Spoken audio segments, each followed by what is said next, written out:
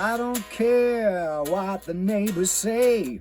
The games that people play, it doesn't matter anyway. Howdy, music lovers. Tom from Blakgraz here. Now, I played that on purpose because not only do I want to promote my new song, Strong Love, but the inspiration for that line, I don't care what the neighbors say, is right behind me.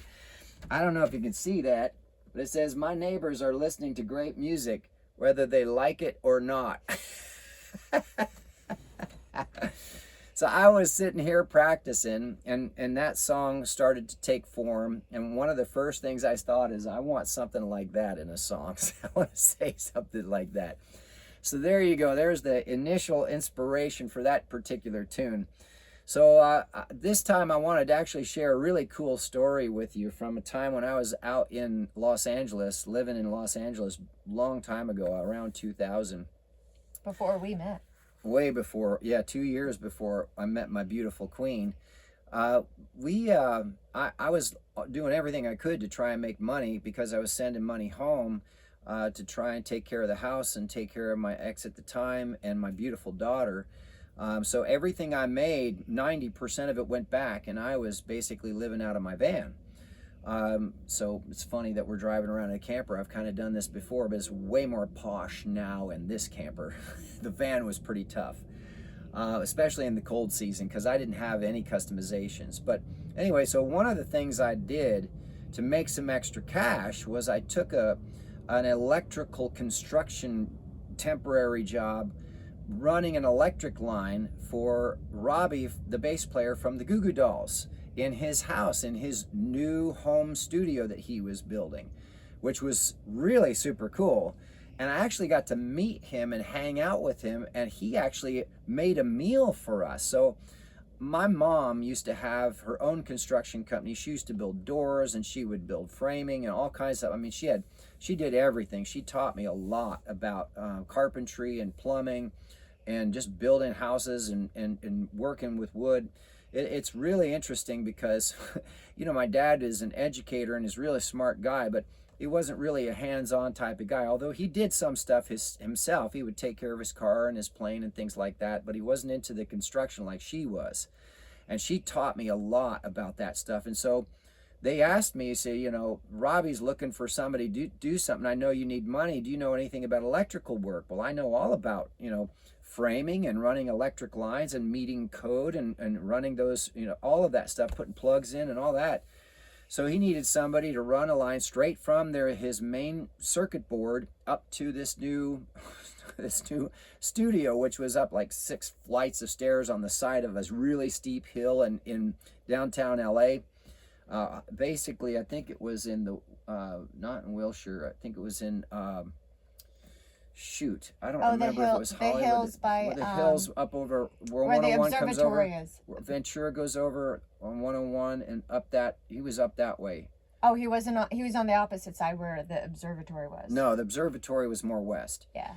Okay, so anyway, east. he was in that area. I don't even know if he still has that house, so I'm not going to get too specific. But basically, I told him yeah, and I went in and basically ran an electric line and plugged right into his electric box. And looking back on it now, it's like I took on a lot of liability, because if I caught anything on fire, I was in big trouble. I could have caught his house on fire. You know, that's the thing with electrical work. If you don't do it right, it's really dangerous. But fortunately, I'd had experience with it. And especially when I had my own band, Beef, a long time ago, I used to carry around a service box, a 200 amp service box that I built. And I would use what they called suicide clamps with big rubber gloves. And you'd go into a venue and you'd take the front plate off of their electric box where all their main fuses are. Now, this is a venue, right, with refrigerators and air conditioners. Talk about dangerous, right?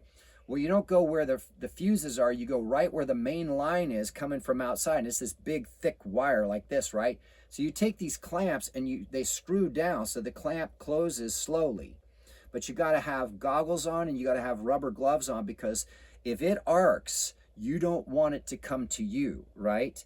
So you have to kind of get close, and then you boom, you put it on and then tighten it down really fast, right? So you got to know what you're doing and don't bump anything else. Make sure it's not touching, because now you're directly connected to the outside power lines.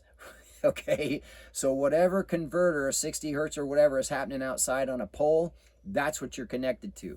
And it's 200 amp service that I had going through, because I was running big speakers and cans. I had 32 cans, and I had 8 intelligent lights at the time, and a whole bunch of monitors and all this. Oh my God, I was hauling so much gear.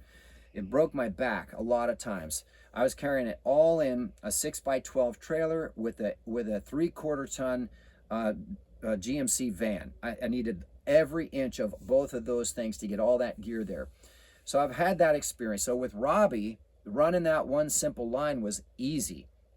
It just took a bit, because it was up in this attic area that he was doing on the side of this hill, and I had to run way down through the walls and out to the outside. His box was outside. It was very odd, but it was outside and it had cover, and I took the plate off and got it on.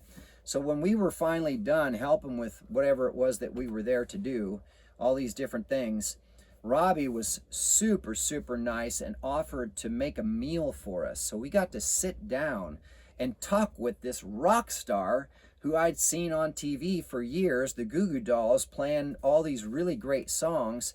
And they were a punk band first, and then they got into the acoustic stuff and the love song stuff, and they traveled the world. And he started talking about all these stories, all the different stuff that happened while they were on tour. He shared this one story about flying with in a military plane in horrible weather, and he said these guys are crazy, they will fly in anything. Well, the plane crashed when they were trying to land. And after they found out, is everybody okay, they're like, yeah, we're okay. The first thing Robbie did was get on the phone and call MTV and say, we were just in a plane crash. The Goo Goo Dolls flashing updated MTV news, the Goo Goo Dolls were just in a plane crash. And we're all laughing and have just, it was surreal. But he was such a nice guy, down to earth, really great guy. Didn't get to play any music with him, but I'll never forget that, how he helped me with cash, first off, with work. I like doing something and getting paid for it. I don't want charity. But even better, it was something I knew I was good at and could help him with, and he really needed help. And then for him to offer to make us a meal and sit and just talk, because he knew that everybody that was helping was we were all in a band together at the time, just trying to get things started, So that has to be one of my favorite memories of the stuff that I've done throughout the years. He was so nice. The Goo Goo Dolls are such a good band and great songwriters, and they deserve everything, all the success that they had, And for him to just be kind and give us that work so that we could help out, and then take the time to actually make a meal for us and share all those cool stories. I would like to say, if he gets to ever see this video, Robbie, you were totally awesome. Thank you so much. It was a joy to meet you. So if you can, just drop him a line and tell him, Blakgraz said thank you. That'd be kind of funny, wouldn't it? Tom Sweeney, Blakgraz. Right, Tom Sweeney, Blakgraz. I'm the guy that put in the electric line for your studio that maybe caught fire later. I hope not. Anyway, maybe stood the test of the bad fires and all the crazy weather that California's had. It's the only electric line that's still standing out there, I hope. Anyway, but I hope your studio and your house are still standing, and you're doing great, Robbie. You were awesome, and lots of thanks for everything you did to help us out that time. But I thought y'all would get a kick out of that story. There's a lot of stuff like that I keep remembering, and I want to make sure I share with everybody. So if you enjoyed it, please give us a thumbs up. If you haven't already, please subscribe, and I look forward to seeing you at a show. Thanks, everybody.